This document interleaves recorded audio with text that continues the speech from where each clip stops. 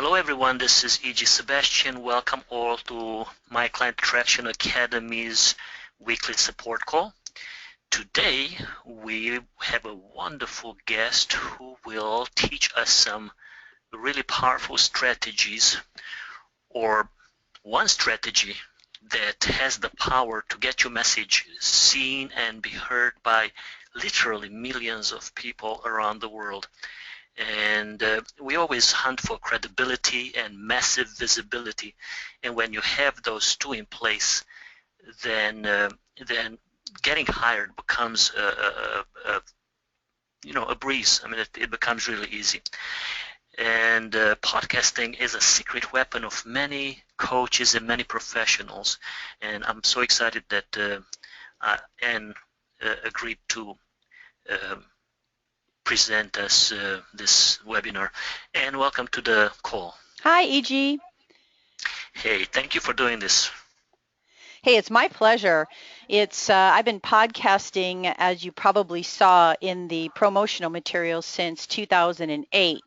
So I'm happy to share with you what I've learned and the things that I've now learning, because back in 2008, there weren't many people podcasting or doing it. So I kind of have a little bit of old school mentality, and I'm actually learning, which is what I'm going to share with everybody today, some of the new school mentality on how to really podcast, since it's become obviously much more in vogue and popular these days.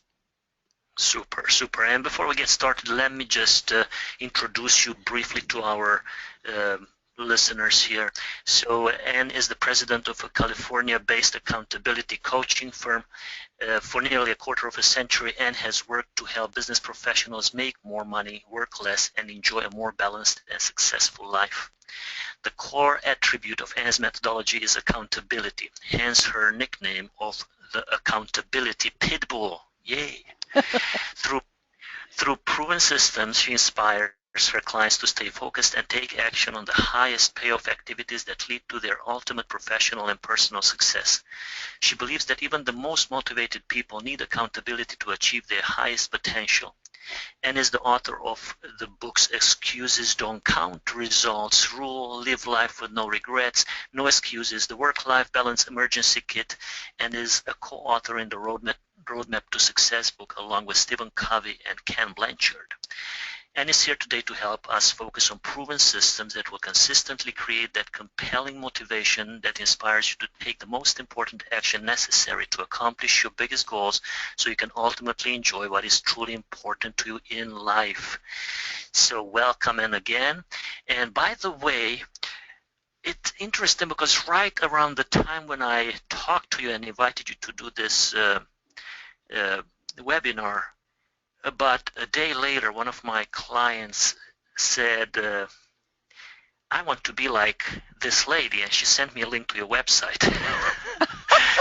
And I said, how do you know Anne? And she said, I don't know her. I just was looking for a productivity coach, and you came up on the top of the search engines. So that was really cool, and a strange coincidence that I just spoke to you that day or the previous day, and she just told me that she wants to be like you, that you look like a really cool coach. So really cool. Well, that's awesome. Yep. I'm honored. All right, it's really amazing how technology today really helps bring people together, I think. It is amazing, and I hate is a strong word, so what can I replace it with? I really don't like it that I'm so easily accessible, and my kids are exposed to, they're on Facebook and everywhere. But business-wise, it's amazing that we can get our messages heard so easily around the world. It's mind-blowing. The world became so tiny. We are like a little village now, so that's really cool. All right, and enough blabbering. You take it away. All right, let's get to it. Imagine that you're not living the life that you planned for. You're not even living the life that you're now enjoying. You are living the life that in your wildest dreams and aspirations, you didn't even believe was possible. Well, again, I want to officially welcome you to this action-packed, thought-provoking session around promoting your coaching service using podcasting. So what we're going to be talking about today, obviously, are just, the benefits, how to do it, how to get started. We only have a limited amount of time, so we'll be getting a bonus at the end of a course that you can download that'll go more into detail and really help you if podcasting is something that you want to do. So as you saw in my promotional materials that I've been podcasting since 2008, and as of today, I just checked it this morning, I had 4,941,533 downloads of my podcast. I know I couldn't believe it myself. I was like, holy mackerel. Humbling. Yeah, and the other cool thing I think that the statistics now give you, which they didn't give you in 2008, by the way, because I didn't know who was hearing my podcast. I just kept getting emails saying they wanted to sign up for my e-newsletter or they wanted to sign up for something, and they heard me through my podcast, but I never had an idea of really what I was reaching until technology now allows us more to monitor and at least know how many downloads and things like that are going on. So when I also looked this morning, it's still averaging around about 2,000 downloads an episode. So you figure I have probably about 2,000, you can assume, subscribers. So every time an episode gets launched that I send out, they all get notified if they're subscribing. So that's obviously another benefit of technology to let us know really what's going on with that. So let's just jump into some benefits. So EG, feel free to jump into anything here as well. So the way I looked at it is, what are some of the benefits of having a podcast? Well, obviously it helps with your credibility, your reputation, and it really demonstrates authority in your particular, field that, you're coaching on. It obviously generates leads and drives traffic. It can help you with branding. It basically is a marketing leg of your business plan. You can use it, it's just one component that EG talked about in the beginning. It's just one component of your overall business plan. It obviously then can generate revenue. It's hopefully something you enjoy because you enjoy sharing and giving and that you have a lot to say. And the other benefit that I thought about is you can repurpose your shows and create things. And things would be items like ebooks or articles or white papers or YouTube videos or infographics, or what else, EJ, could they repurpose their shows and create? Do you have any ideas on that?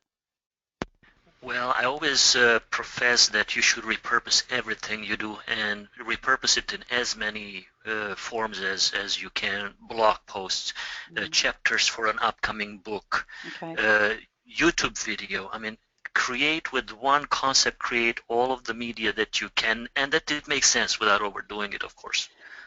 Okay, good. And then EG I've known EG for a really long time, and he's asked me to make a confession. So I have to confess that EG is going to even be more of a mentor to me, I think, in the coming days, probably more than he knows, because I personally haven't been able to monetize my podcast. And you think about, you have, 4 million downloads. You have 2,000 people at least per episode that listen to my podcast. You'd think, man, that's a lot of generating leads, driving traffic, credibility, branding, authority. So that should turn into a lot of revenue. Well, I probably, as EJ talks about, give away too much for free.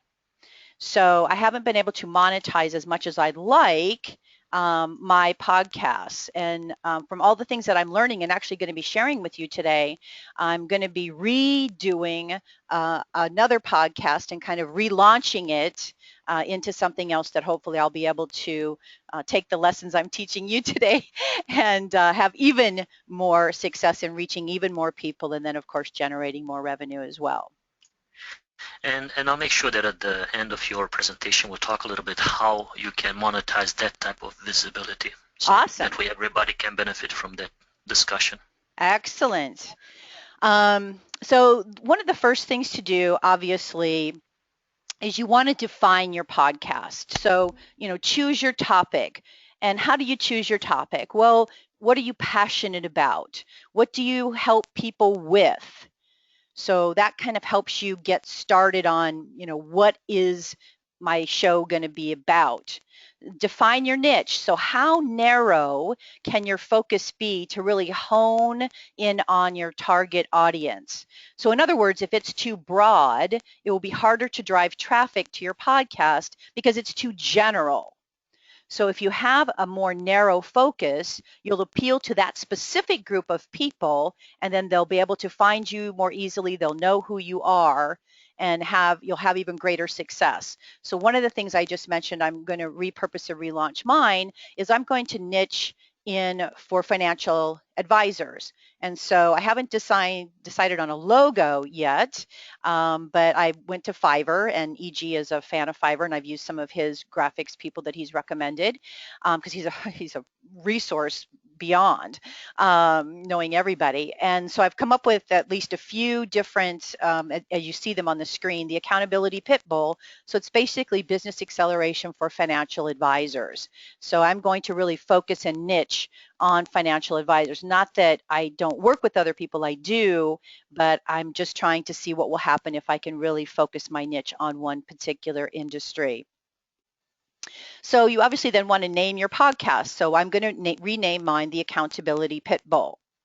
And so you want to pick yours and then secure your website or URL. So for example, the Accountability Pitbull, in my case, .com would be the website URL that I would pick for this particular example. And then obviously create your logo and your show artwork. So iTunes, for example, not too long ago, recently changed their graphics dimensions to 2048 by 2048.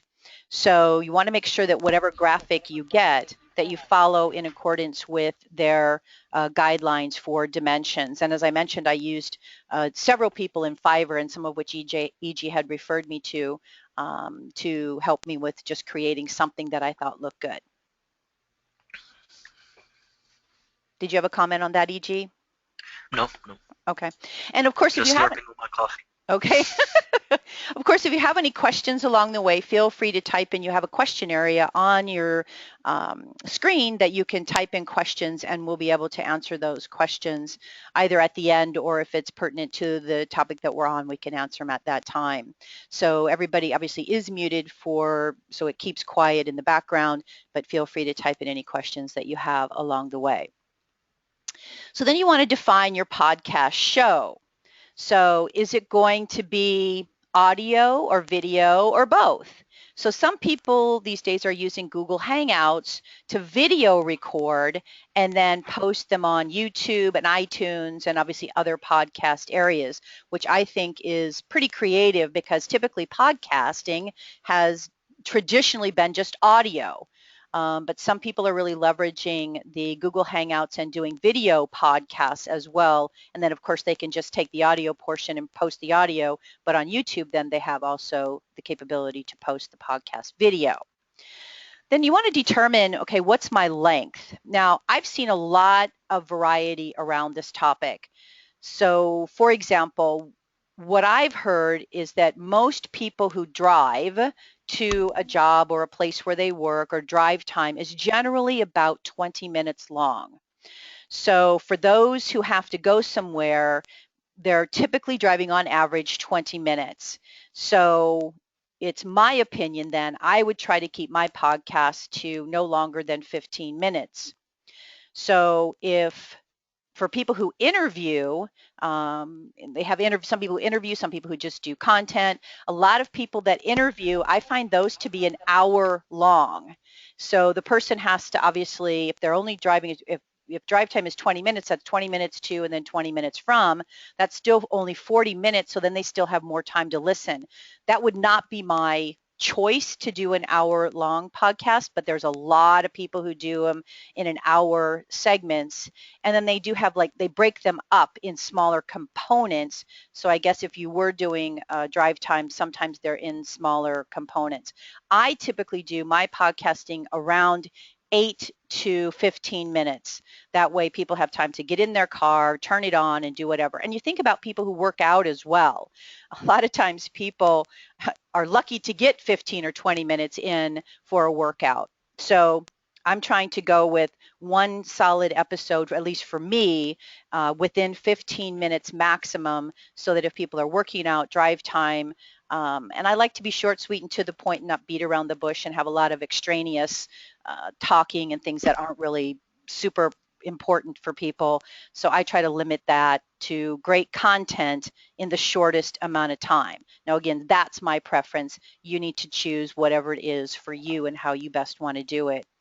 And then, of course, consistency and frequency. So consistency in anything is important, and consistency is where a lot of us fall off in a lot of areas. So how frequently do you want to post? So I'm just, going to be honest with you. I know I got excited in 2008 about podcasting, and I podcasted every single week like clockwork. And again, at the time, you couldn't see any results. So I never knew how many people were listening or how many people I was reaching, other than just the emails that I got that people were subscribing to my e-newsletter and things like that. So I got a little bit personally discouraged because I couldn't tell really what my reach was. So I actually slowed down my consistency to, once a month, then every other month, and really got bad about consistency. When they started to be able to publish the numbers and I started to be able to see what was really going on, I got obviously, as you can imagine, excited. So I thought, oh my gosh, I have to start podcasting again and, really get back on the wagon. And if I have this many people downloading, what else could I be sharing and what else could I be doing? So it really got me excited. So consistency and frequency, you want to determine what that is for you. And then do you want to do an interview with somebody, or do you want it just to be topic based, so a subject for each episode, or both? So if you listen to any of my podcasts, it's mainly topic based, sprinkled with some interviews from various people. So that's my preference. However, there's a lot of people that do a lot of interviewing with people that they think their audience would benefit from. So again, whatever you choose, you want to think about it and then choose however you want to do that. And then do you want to self-host or co-host? So I was just on a podcast, a video podcast actually, with a couple of ladies. So it's a co-hosted one that they do about book publishing. So I've published 5 books, so they wanted me to be on and talk about, what I've done in the past with book publishing. So in their example, they co-host a podcast, but theirs is a video podcast. So again, you just want to choose that for yourself, what you think is best for you. Sometimes if you have a co-host, you can divide the labor, the work, more evenly. So you don't always have to do everything yourself. You have somebody else to share that with. So that will be a benefit of having a co-host. And then what's your call to action?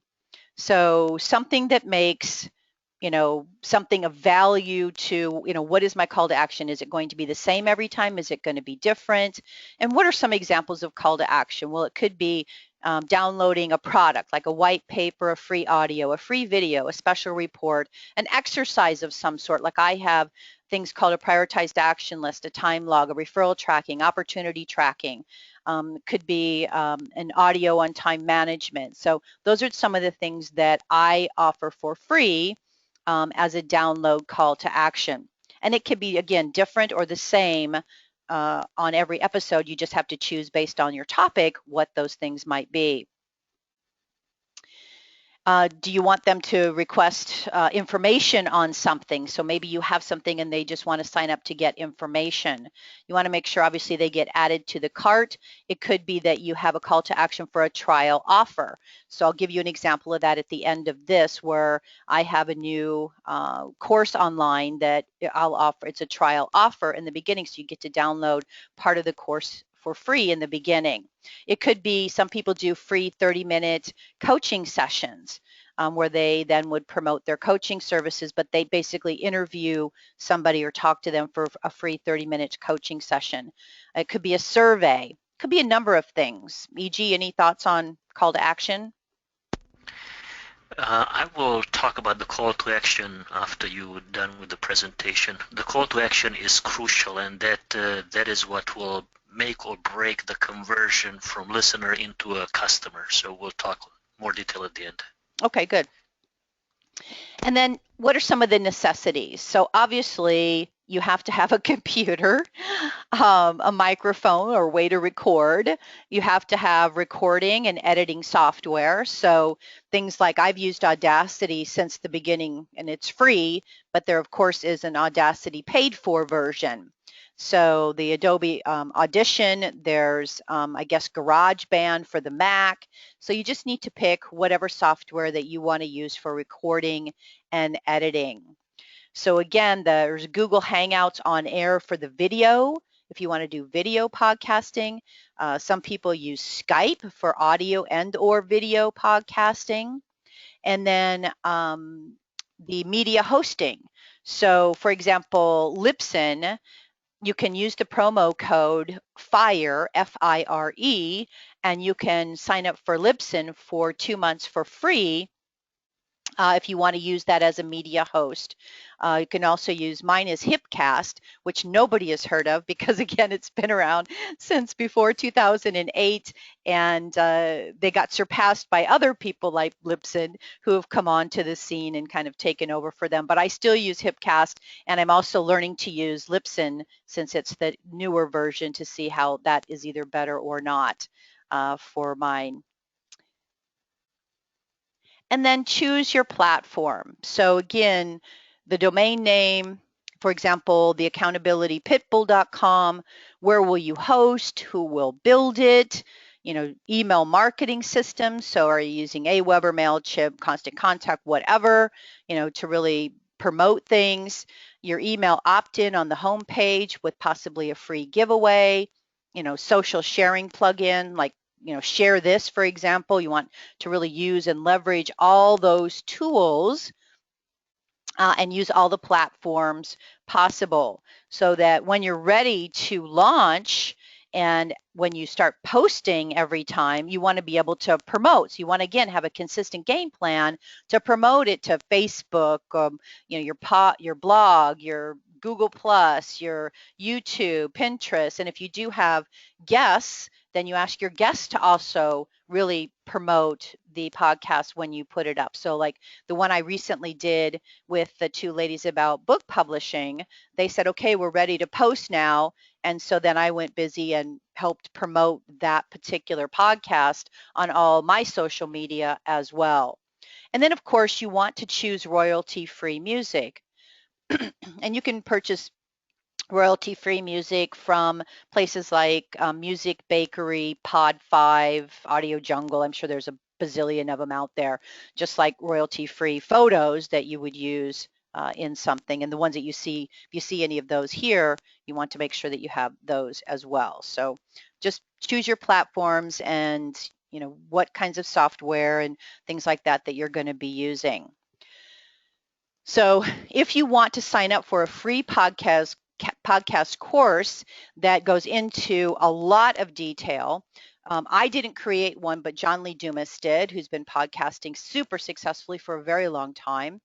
If you just go to the URL on your screen, the tiny URL, so Q4CXNAU is really all you need to remember. You can get access to this free podcast course, which I took as well. Because again, like I said, I'm relaunching. So I thought it was a lot of value for a free course to help you get started with podcasting. It'll give you a lot of these details that I'm talking about and then some. So I think it's of huge value. So feel free to take advantage of that free podcast course. So overall, what's the general flow? So because there's so much to do, more than it used to be in 2008, I said, I just really need to get my head around what's the flow. And in the free course, you'll learn more specifically about all of this. So you want to say, okay, I've decided on the format for my show. I've named my show. I've got the graphics. I've got all the necessities that Ann talked about. I have the recording, Audacity or whatever I'm using. I have my ID3 editor, which helps me tag everything because you want to make sure you tag it properly. And then I have my media hosting, which is Libsyn, or again, you can use Hipcast, which I use, or any number of things. The nice thing about Libsyn is that it feeds iTunes, Stitcher, and SoundCloud somewhat automatically. So when you submit the RSS to the directories, you just have to do it once, and then it becomes automatic. And then you want to make sure you have enough podcasts kind of in the hopper before you release it. So you want to have probably 3 to 5 at least, and really take advantage of that. So when's my big, debut splash that I want to release everything, and then work to have all these things behind the scenes ready to go, up and working and running. And then again, consistency. So publish regularly and schedule and review the podcast, and then really have a release. You can schedule it. So Libsyn, and now also Hipcast does also, it allows you to schedule, so you can basically store a number of podcasts and schedule them out. So let's say you're going to be on holiday for a month. Wouldn't that be nice? And I'm going to schedule, if I do it every week, my 4, then I can just go ahead and put them in the hopper so they automatically get released every week, even while I'm gone. And then, of course, you want to promote like crazy to all the social media that you have. Let's see, Leah says the URL is not working. Okay, I checked it last night and it was, so I will check it again, Leah. Yeah, for the free course. I checked that and it was working. And so I don't know what happened because it was working last night. The other URL that you can use, the long URL, is really long. I'll just repost it, and so you'll have that either way. So I apologize for that. I checked it, but somehow things happen and things break. Okay, thank you for that, Leah. And one of the things that I recommend is just get connected. So for example, search for podcasts that you're interested in. And I've done this over the last couple of years, and listen to how they conduct their shows, which will help you then decide how you want to create yours. So I've done mine differently. And again, since I've been doing it since a long time, that a lot of people, again, are doing interviews or different formats, are a little bit longer than I would because of drive time numbers. But, pick some, listen to them and see what you think, and see, hey, could I model this type of podcast, and, go for it that way. I attend actually Social Media Marketing World, and they have a number of sessions for podcasters in addition to a ton of other social media areas in their programs. And the URL is on the screen. I believe that's the correct URL for you to at least see what's going on in 2016. Usually, I think it's in March. So I attend every year. Again, that's one example. There's also podcaster-only events. So if you really get into it, you can search for podcaster-only events and attend those. Again, they're becoming much more popular than it ever used to be. So there's a lot of opportunity to really learn from others who have been doing this for a very long time with a lot of success and a lot of conversion success. There's also Facebook groups. There's LinkedIn groups for podcasters. I've also done those as well, so I can get input and see what other people are doing. Plus, you can ask them for help.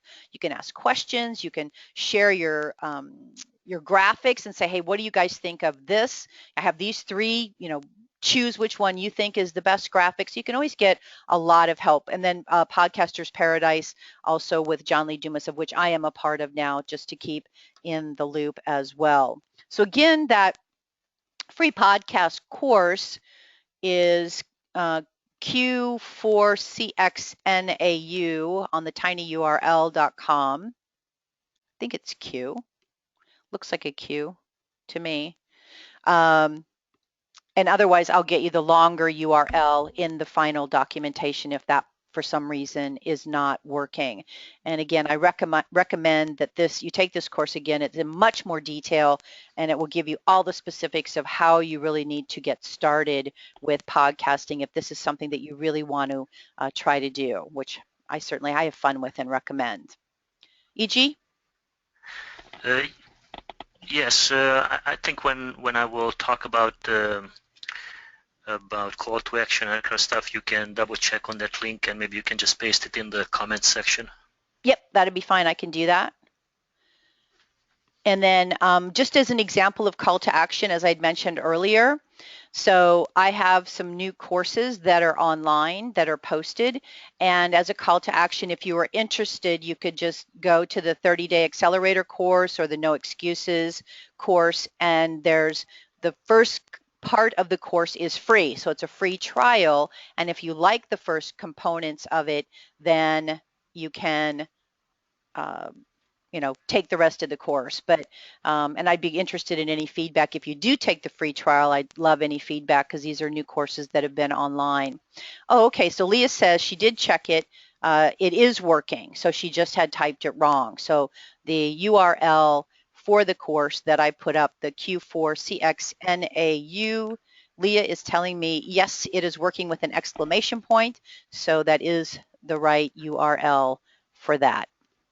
Super. Anything else, E.G., call to action that you want to go over and help us with? Are you done with the presentation? I am. Unless okay. Anybody else has any other questions, I'm happy to answer anything. Yeah, we had questions coming in, and you keep an eye also on the chat box, Yep. and I will read you some questions, and I will talk about the call to action as well. Okay. Let's see here. You mentioned that that one of the things we should do is choose our platform. Can you just quickly give us some examples? Like, what do you mean by that? Choosing the platform. So basically, your platform would be, do I want like a WordPress site? And how do I want it to look? So, for example, if I chose my domain name, theaccountabilitypitbull.com, then do I want it in a WordPress site? Do I want, where do I want my website to be that I'm going to drive the traffic to? So you choose your platform where to send traffic from the podcast? Yes. So just for everybody who's listening, I don't know almost anything about podcasting. I just know it's powerful. That's why I want your 10 years. I will ask some silly questions. Basically what I do, so that's where a lot of my traffic has come. Like I said, over the years, I didn't really know how many people I was reaching, but I always had a place. My call to action at the end was go to my website, www this, and I put it in my show notes, which is another important thing that a lot of people make sure that they have is what they call show notes these days. I just called them my notes, but apparently they're show notes because podcasting is a show. So there'll be a place where you can also drive traffic back to your website, and it will have a copy of your RSS feed, so to the podcast, in addition to show notes. So you're constantly trying to drive traffic to a place where you can capture their name, right? Mm-hmm. So I want to be able to capture people's content. So that's why the call to action is so important, is because where do I direct them? What do I do with them? So now that they've listened to this great podcast that they love, where do they go? So we want to direct them to a platform or a place where you can then capture the information and then, make sure that you put them into some kind of, your Aweber, MailChimp, Constant, whatever you do, however you then email market to these people. So how are they coming in? What are they interested in? And again, the call to action can be different. It can be the same. It could be, whatever you want it to be, and how you filter then people coming into your website for that. Does that make sense? It can be complicated if you, it was complicated to me, and I've been doing this since 2008, but all the way people are doing things new it can be a little complicated. Yeah. Well, it doesn't have to be, and I highly recommend the WordPress site. And be careful, it should be a WordPress.org site. Please snap out of your ADD right now for a second. You do not need to go to WordPress.org to create a WordPress.org based site. You need to have a hosting company such as hostmonster.com, which I highly recommend. Excellent customer service, hostmonster.com. Okay. And we have tutorials in the members area for how to build your WordPress site. And it takes about 10 minutes to set up a WordPress-based site. Ooh, literally nice. 10 minutes. And there are free, amazing templates. And if you need help, I have a team of designers who literally for a few bucks, they can create the site for you. They are in India and Latin America. And that's Host Monster, EG? Yes, hostmonster.com. Okay, yes, great. not master. Don't go to master. Somebody told me about hostmaster.com, so now each time I type in hostmonster, I hit my enter key and I get to hostmaster. Don't go there. Hostmonster.com. Great price and superb, very patient customer support, which I highly needed because I was extremely technophobic in the beginning. But yeah, it can be really simple. So you have your podcast or anything. You have your video, you have your free ebook, anything you have, the call to action, you just tell them to go to your landing page. And yeah, it can get a little bit complicated. You make sure that on your landing page, that is your WordPress-based site, you have an opt-in form. Mm-hmm. Don't just give away a free PDF that they just click on the link and they get the PDF. No, they have to give their name and email address, or some people choose to only take the email address. The conversion rate is higher. I don't like it that way, but lots of people do it that way. I always say that I want people who really want my stuff and they want it so badly that they will give me their name as well. But again, if you need help with creating the opt-in box, the opt-in offer, again, wording the opt-in offer is crucial. The words that you use everywhere will determine your success or lack of it. And that opt-in offer, you can use very few words, so it's crucial not to use some out there words. It has to be very specific, very targeted, and have to make the prospect want to take action and attract with those words only your ideal clients, so you don't waste your time and energy with deadbeats. Mm-hmm. If you have any follow-up questions about WordPress and any of this, what we just talked about in the past 2-3 minutes, make sure that you post, you send us your follow-up questions, put them in the chat box. Is podcasting free? Can I just go onto to iTunes and start a podcast? Well, you don't really go onto iTunes directly. That's why you have to really go through things like Libsyn that I mentioned. I used in 2008 Hipcast because I don't know that there was anything else available at the time. So I signed up with Hipcast, and it's $10 a month service. I've been paying that since 2008. And they then basically upload everything. So I say, okay, what's the name of my podcast? And get everything set up, define it, tag words, all that kind of information goes in there. And then when I post into Hipcast, that's my media hosting location for me currently. And then it automatically, when I post in there, I can say schedule it or just automatically post it, and it goes directly up to iTunes and gets posted there. So it's not a direct post into iTunes, it's via whatever your media hosting location is. So a lot of people today are using Libsyn. That's why I was mentioning Libsyn, and you can do 2 months free. And there's a number, of course, different levels in Libsyn that you can use to sign up for depending on what you want to do. But I figure if you use the promotion code FIRE, FIRE, you get 2 months at least free for a media web hosting if you wanted to try Libsyn and see how that works, which a lot of people, that's what they're using today. And that's your then media hosting place, which will then promote up to iTunes, SoundCloud, all the other places that will have podcasting that you want to be. Super. And so most people, though, or everybody, just please enlighten me on this, are they listening to the podcasts on iTunes? Yes, typically for me, most people are, because that's where I post to. So most people find me on iTunes. So again, there's other places now that are starting to have podcasting services available, but iTunes is primarily the main one right now.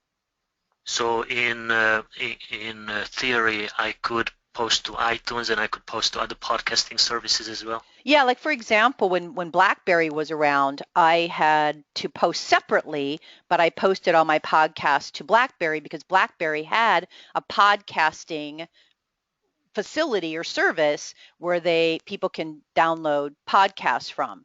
So SoundCloud and some of these other places, like you're going to have podcasting, on your Siri or whatever, or not Siri, but on your car these days, when you have the Apple, all the new things on the cars that are coming out with all these things, probably podcasting is my guess will be one, just like they have the music and all the other things. So that'll also, in my estimation, be something it'll go there as well. Cool. So you are only using the iTunes platform? I am, yes. And still so many downloads. Amazing. You mentioned video podcasting. Mm-hmm. Would the video podcast show where the audio podcast shows? So if I go to iTunes, would I see that you have videos available, or how does this work? Yeah, I actually post videos on iTunes as well. So through Hipcast, I can also, over the years, they've allowed video posting. So it's not really a podcast, it's a video. So the videos that I have, for example, in YouTube, they're about 2 minutes, 2.5 minutes long, just short, single, simple, doable thing that people can get a concept on. I now post those into Hipcast, which then uploads to iTunes as well. But those aren't really a podcast, it's really just a 2-minute short video. But like the people that I said, the two ladies that I just did with, they did a Google Hangout that was video recorded, and they posted it in YouTube. I got a copy of it and posted it on my YouTube. And then I also did a podcast, really short one, saying, hey, if you're interested in, learning how to write a book, blah, blah, blah. And I just did a short audio of it. And I then posted the links in the show notes, within iTunes, and that would drive traffic then to either mine or theirs to get more information. Mm-hmm. Does that make sense? Wonderful. Yeah. Yes, wonderful. Okay, so let me speak a little bit about visibility and converting that visibility into dollars. Yeah. And sometimes visibility doesn't directly translate into income generation. I know coaches who have literally millions of viewers every month. I mean, it's crazy. Well, in particular, I know one coach who has that, and he is pretty successful. And but he will tell you that his income does not come directly from that visibility. But here's the deal: if you don't have that visibility, you will have maybe 20 clients a year. With the visibility that you generate through your podcast, through your YouTube videos, through articles, even though they don't directly generate an income, because of that visibility and the credibility they generate, instead of 20 clients a year, you have 70 or 80 clients a year. So N2 is doing lots of things like the books, and which the book sales, for most of us, they don't make us rich. We sell a few thousand copies. That doesn't come up too much, but it boosts our credibility. So when somebody is considering hiring us, they don't scratch their head for too long and then they give up. They see us that we published books, we have articles, we have a really hot podcast out there, and they hire us. So it is crucial to invest time in marketing means that provide you this type of visibility. I would agree with that, E.G. Now, It's kind of interesting because I had somebody say to me the other day, people just hire you when they Google accountability and they talk to you and they hire you as a coach and pay you that amount of money a month. And I said, yeah. And now that you mention it, when you think about it though, but there's a lot of other social proof out there. So, they can see that I have podcasts. They can see that I have 5 books. They can, see that, I'm on Amazon. They can see a lot of things, or like this lady that came to you and went to my website and it appeared to her to be whatever it was she was looking for. So it's, Mm-hmm. I think what you're saying totally makes sense, but you have to have all these different legs, for people to have social proof and really, make it like, hey, I'm a real person that provides real good service. That's right. That's right. And if we need I bought a mop bucket last week, and I went to Amazon, and it was $37. I bought it, right? Whatever. I didn't dig around too much. But when I want to hire a coach, I will dig around, and that's for everybody. So you have to remember this. There's a little secret I will share with you. There are tens of thousands, hundreds of thousands of other coaches who provide the same service as you do.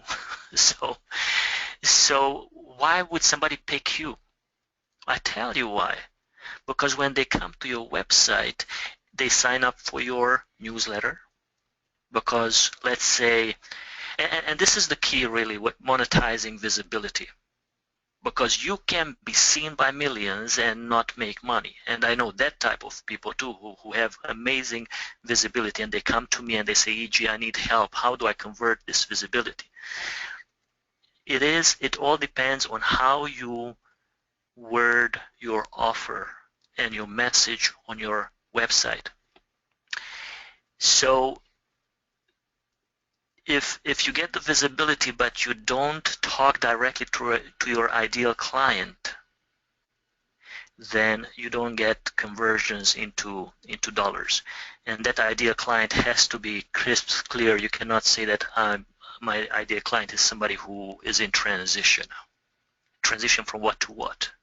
From being married to not married, from empty nester. You have to be specific. So if I come to your website and your website says, I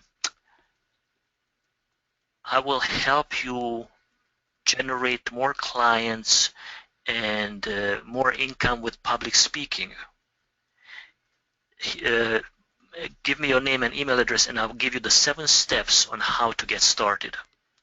A couple of years ago, I would have signed up right away because I was really, really interested in that.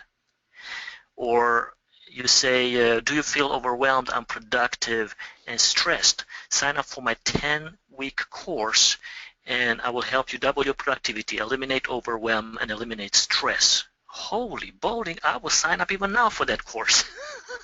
I want to double my productivity. So you have to talk directly to that ideal client. And then once they are on any of your platforms, when they come to your website, if they are on your newsletter, if they watch your YouTube video, whatever it is, make sure that they know what you have in place. So for example, your byline at the end of your article should say that E.G. Sebastian is the author of, he is the founder of, he is so let them know what you have in place.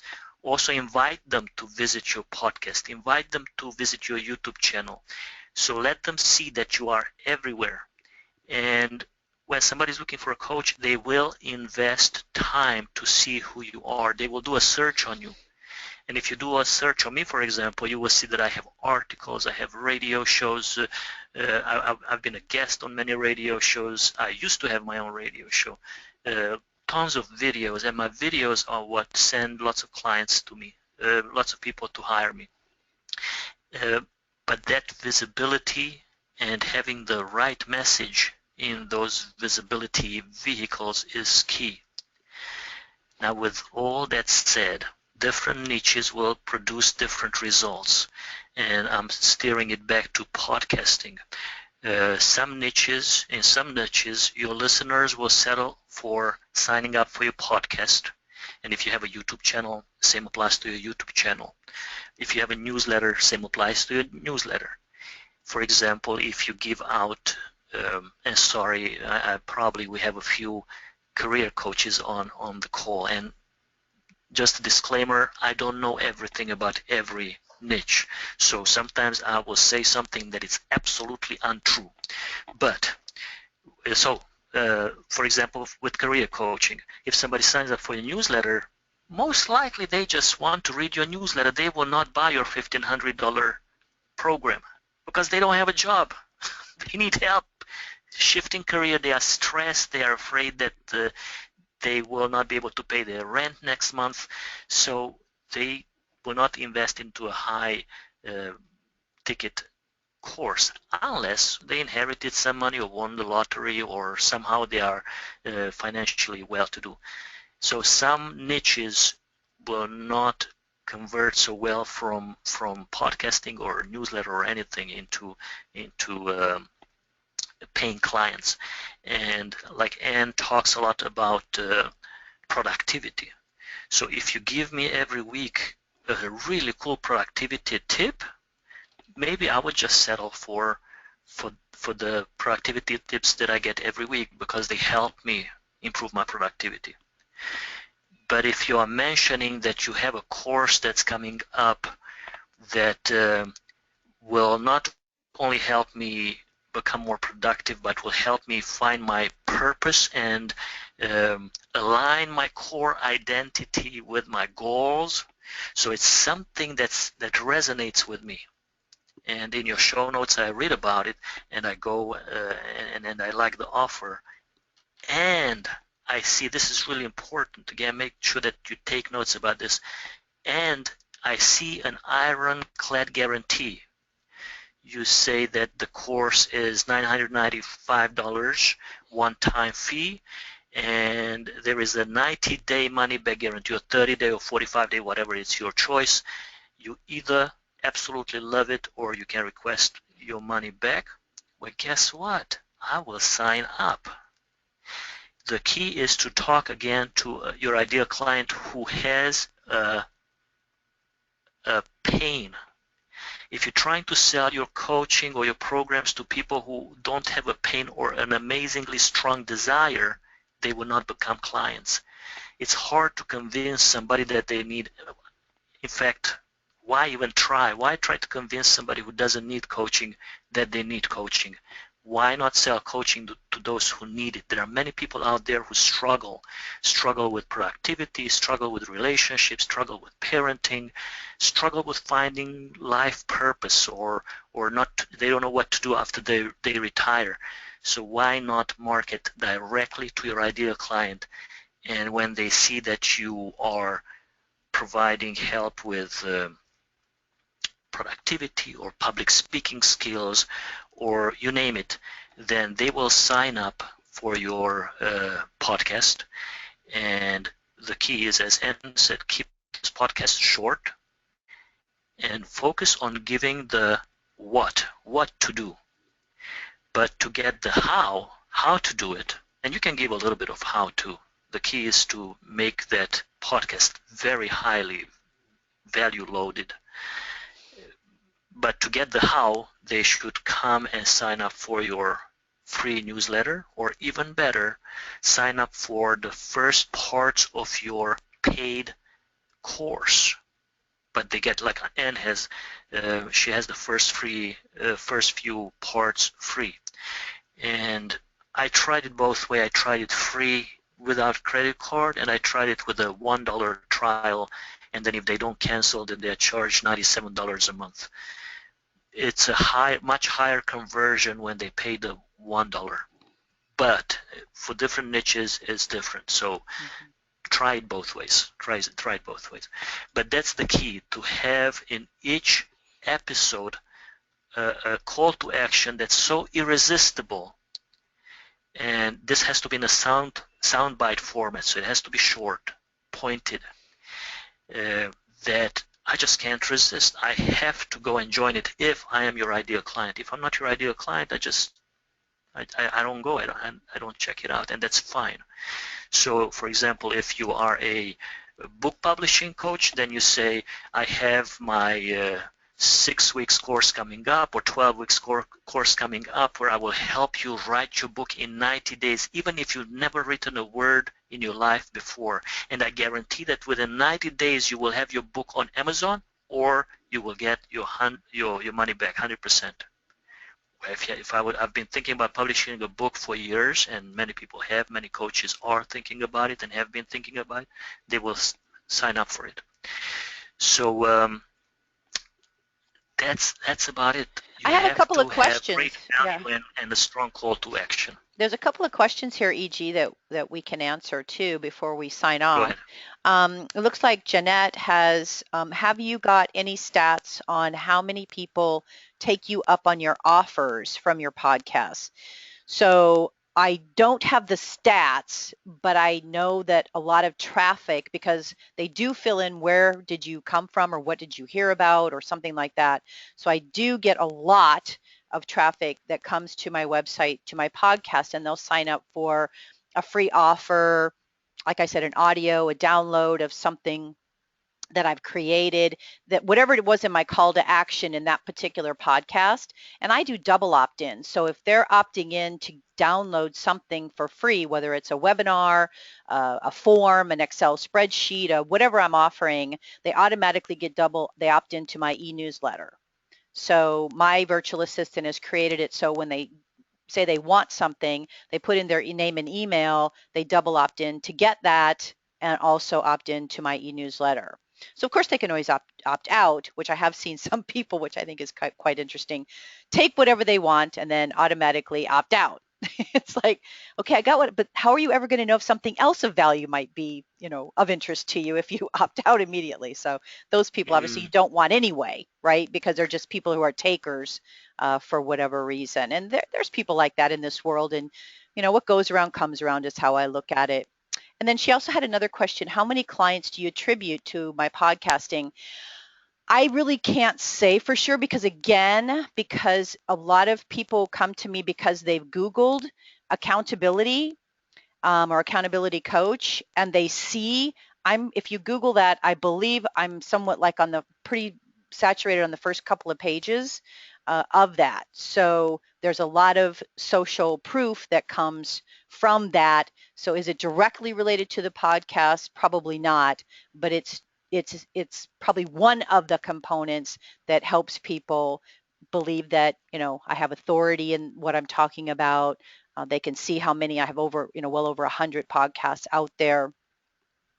And then Jeanette also asked, where do I get my content ideas? The bottom line is I love EG when he talks about repurposing. I repurpose everything. So I start with basically about 700 to 900 word article. That article, I get ideas on things that I want to write about. So I've probably got 300 or more articles. Those articles I've converted into podcasts, YouTube videos, blog posts, ebooks, books. I can't even think. White papers. What did I miss, EG? I've converted those articles into so many different things that, and I'm not a writer, so I get the ideas and I have ideas that I want to do. So then I go to Elance. For me, I go to Elance, there's Guru and a bunch of other places, and hire a professional writer to help me professionally communicate my ideas. And then, of course, I edit it however I want, or usually have a couple edits per article, and then I just repurpose it like mad a bazillion different ways. So that's how I get my content. Mm-hmm. And for topics, for ideas for the shows, you can just hop into your niches groups on LinkedIn, for example. Mm-hmm. So if you are a publishing coach or marketing or whatever, you just go into those groups and see which are the hottest discussions, what questions keep coming up and generate the most discussions, and you just create a show on that. And then you go back to that LinkedIn discussion where there are like 200 back and forth replies, and you post a link that says, hey guys, I just had a podcast on this topic where I discussed the 5 ways on how to solve this problem. And you instantly get, the visibility of those 200 people who already are in there and a few other thousands who will come in the future. But that's a good way to check the pulse of your market, like, these groups on LinkedIn or even Facebook groups. Yep, that's a great idea. And we had another Joas, and I don't know if I'm saying your name properly, said, I couldn't take down everything. May you please email us the notes on this webinar. Of course, the webinar will be posted. E.g., you have a place, I think, that you post these for everybody. And then I'll, of course, post it on my website as well. So you'll have access to all the slides, of course, and the recording as well. And then Janice just said, one option for your audience is to suggest that they get a Google Analytics account set up. This will give their keywords that their viewers are using to find them, and they can use these keywords in their landing pages, etc. Which I have Google Analytics, Janice, but I don't know how to use it. So I know all the technical people do, and EG probably does or has staff that knows how to do it, but I do have the account and I do have some of these things. But I agree with you. I think that's important to know those things. I just personally don't know how to leverage it. EG probably does and has people that can help you with that for sure. Yeah, my designers, they put in the code, so just like you, I have the account. In the past 10 years, I looked at my analytic results maybe 5 times. Here's the deal: if I don't get results, I don't get results, and it just depresses me. I checked on one of my offers, I had 7,000 views and 300 clicks. So that was depressing, but yeah, it was eye-opener, because I'm like, holy moly, 7,000 visitors and only 300 people clicked on the link. That means that my wording is not good. I'm not one of two things. I either didn't word my offer properly, or I was getting traffic from the wrong place. So if you get 12-year-old kids to your website for some reason, maybe you talk about Pocahontas and you come up in search engines for Pocahontas, then they don't click on your offer. So it's important to get the right traffic and your offer to be strongly worded so they will sign up.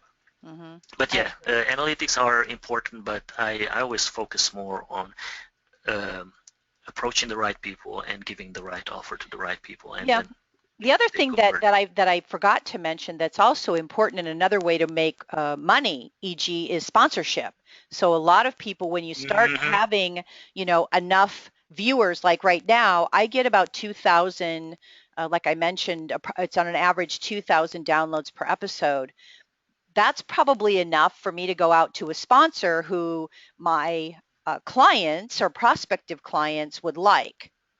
And I can make a suggestion that, hey, they pay me X amount of dollars to promote their particular service or product or whatever it is, if I think it's of benefit, to the people that I talk to. And so there's another way for you to actually make money with sponsors in podcasting. This has become also very, very big. When you start having so many downloads per episode, you have so many viewers, sponsors like that, of course, because then you can drive traffic to these particular services that, again, you don't provide. It's like the podcasting course that I mentioned is free. I didn't create it. I certainly don't want to create one. That's not what I'm good at. I don't want to teach you how to do podcasting necessarily, and somebody else did, so it's easy for me. I don't make any money on it, of course, but it's easy for me to recommend another service to you to check that out. Mm-hmm. Are we ready to close? Is everybody, looks like I don't have any questions on here. Listen, guys, thank you for attending, and if you have to go, then go, but if you want to stick around, stick around. I know that some of you might have some more questions, and I want to mention something about the podcast title, which is crucial. But before I do that, I just want to mention, you mentioned sponsorships. I know a lady who, and maybe you know her too, she has a podcast, and she uses it in parallel with her YouTube channel, and she is being sponsored by a hat company, a women's hat company, and she gets paid every month a few $100, and on every show she's wearing a different hat from that company, and she says a few words about the company. So it's really interesting, because on all of her videos she wears a different fancy hat, so kind of cool. Very cool. And the title of your podcast. I just spoke to somebody yesterday. He titled his series something like The Grand Something. And then in the first paragraph in the description, he talks about the historical importance of that grand whatever, and that's why he called it that way, and which means, and so he explains the title, and then he says how you can become more whatever. I don't want to give away the whole thing here, what he's talking about. But you don't want the wishy-washy title. You want the title to sell for you. So the title would be, publish your next book with Anne, or double your productivity, or whatever. So make sure that your title, your show title, helps you sell that program. What is your program title, Anne? Well, the one Podcast. I'm creating now is the Accountability Pit Bull. So that's And the what one. was the one that had 4 million downloads? It's Or were basically those different goal. titles? It's goal achievement, I believe, is just the title. It's goal setting and Okay, goal so you achievement. see, so there you go. Everybody, or lots of people in the world, they want to know how to set goals and achieve goals. And so yeah, make sure that the title is top And what you can do nowadays too, mind and because they know what they are getting into. there's so many podcasts nowadays too, is just go onto iTunes and search for your particular niche area or things that you're interested in even, and then look at the graphics and the titles of what is currently available, and then say, oh, I kind of like this format, or I like the way this one looks, or I like these colors, whatever it might be. And that can also help you in creating your title and colors, or the graphic that you want around that. Get inspired, yes. Okay, so if anyone has any other question, then please put it in your chat box. Click on the hand thingy, raise your hand if you have a question, or put it in your put the question in there. And if not, then we will end the session in about 3 or 4 minutes.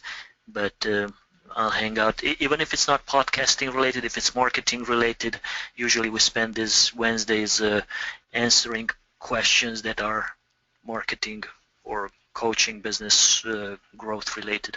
Well, I'll just end my portion for them so that they can get some clarity. So, those of you who are on are probably thinking to yourself, now that I have a better idea on how I can generate more leads and attract clients with podcasting, what is my next logical step? So for me, I recommend the first thing to do is schedule time to watch and listen to this session again. So the presentation and slides of this recording will be available, at least for me, within 48 hours because I give my assistant enough time to post it. And then, of course, EG will post it on his website as well. So you know how you can watch a movie a second or third time and see things that you missed the first time? Well, for me, again, I believe in repetition, and repetition is a good thing because there is a lot of times so much content that is delivered that it takes a while to really get that to soak in. And then the second thing would be schedule time to make sure you implement then the action items that you wrote down or will write down that you will take action on, that says, hey, I'm interested in podcasting, or at least I want to check it out. What are some of the action items that you wrote down, and make sure that you schedule time to take advantage of those. So imagine that it's 1 year from now. You wake up, and as you are leisurely drinking your morning beverage, you realize that you're now living your ideal dream life. Take a moment and reflect on what you did to be here. Well, maybe it's you took action on what you learned today is just one of the key factors. So in other words, don't let this be another session that you attended and didn't implement anything. Those are my recommendations to you. Great stuff. Yes. Do we have any other questions? Let's see, when will the replay be up? And for me, again, it's within 48 hours. E.g., I don't know how soon you post yours or where you post it. Do you want to share that? So I will post it as soon as it's available. You have the Yeah, I'll send it to contact you. info of, yeah, so no, I mean, you have the contact info of everybody who signed up. Can you send it to everybody? Sure, absolutely. Yeah, so yeah, please do that. So once it's ready, then you can send it to them. Okay, I'd be happy to. And then Shannon just had one question that said, I showed up late. What site do we go to for the free podcast course, I think is what you're asking, Shannon. So it's right here, the URL on your screen. The tiny URL is this right here, or the long URL is this here. The long one is this whole URL, and that's the long one to get the free podcast course is what I think you're asking for, Shannon. Anything else, E.g., that you want to go over? That was about it. There was a question that came to me. It said that we talked about repurposing, and you said that you can repurpose your podcast into other media. I thought I can remember the question. You mentioned repurposing your podcast. Can existing content be repurposed for podcasting purposes? So, for example, a webinar that you did or whatever you did, can it be repurposed to create a podcast out of those? Yeah, absolutely. A lot of people, if you don't already transcribe it, again, I typically start with an article. So it's already written. So I just take the written content and make webinars, make podcasts, make YouTube videos, make blog posts, make ebooks, make white papers, make all kinds of things from that. So mine's already written initially. You can go the other way. Let's say that you just have a stream of consciousness and you just record something, whether it's a podcast or a webinar or a YouTube video, whatever, radio show, whatever. You just transcribe all that. And transcription these days is easy, much easier and more cost effective than it used to be. So it's easier to get that all transcribed and then repurpose it again, however you want to do that. So blog post. So if you create it, it's already audio or video. You just transcribe the content and then repurpose it a bazillion different ways. But if you have a recording of a radio show or a recording of whatever, as you said, you just sit down and you recorded a bunch of stuff and it's on your computer. Can you take those audio files, like the actual audio files or snippets of them, and turn them into a podcast? Absolutely. Again, using the audio editor. Again, I use Audacity, but there's several out there of audio editing software. So you just, again, pick one that you like and that you can use. And I find it super simple. And I'm not, I have a guy, I go into a recording studio if I'm recording my books on audio, and he's got a whole fancy, elaborate system that I could never in a million years figure out. This is super easy. So you just basically can see the recording on your screen, the sound waves, and then you can listen to it, and then you just kind of cut and paste things. So you can just cut out the extraneous things and keep things, or you can just keep snippets of it. Like, for example, my intro and outro that I use can be the same or it can be different. I just asked a gentleman to record my intros and outros for my new podcast that I'm going to be launching. So it's just a kind of a just short opening and a short closing that will be the same. Now the call to action, all the other things might be different and will be different, but those will be the same just for the beginning. So there's consistency, and I play the same music. So again, I have, music that I play at the beginning and the end, and I have a gentleman who recorded my intro and my outro. Some people do intros and outros that are different, but again, I just cut and paste all those because it's just done once, and then I just have my recording, and so you can piecemeal anything up and cut and paste anything into it or out of it. So it's fairly simple to do. And yeah, I highly recommend Audacity, and you do a search for Audacity, and it is not at audacity.com as some people would think. It is at audacityteam.org. Okay, that's what I use, and I love it. Yeah. It is, and it's free, and you can eliminate background noises. It has all kind of cool stuff that you can do with it. So if you don't have an audio editing program, I highly recommend Audacity. Super. I don't see Um, any more questions that have come in, so I think we're done with the questions. all right. Well, then we will wrap it up. Thank you, Anne, so much for sharing all of these really, really cool strategies. And I hope to have you again in a few months, and maybe some of the people who were on the call can join and tell us how they implemented all this cool stuff. So That would be great, wouldn't that? How many people have yeah, that are using your services or that know you said, "Hey, I went out and I implemented this super simple podcast strategy, and this is what I did, and this is how many listeners I'm getting and downloads I'm getting." It'd be awesome. well, and you know what?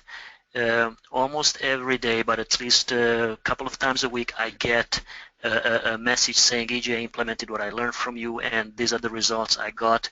And those messages help me sleep every night. I go to sleep with this stupid stupid smile on my face. I'm happy. That makes me happy when I can make a difference in your life, and I can help you generate more income, get more clients, grow your business.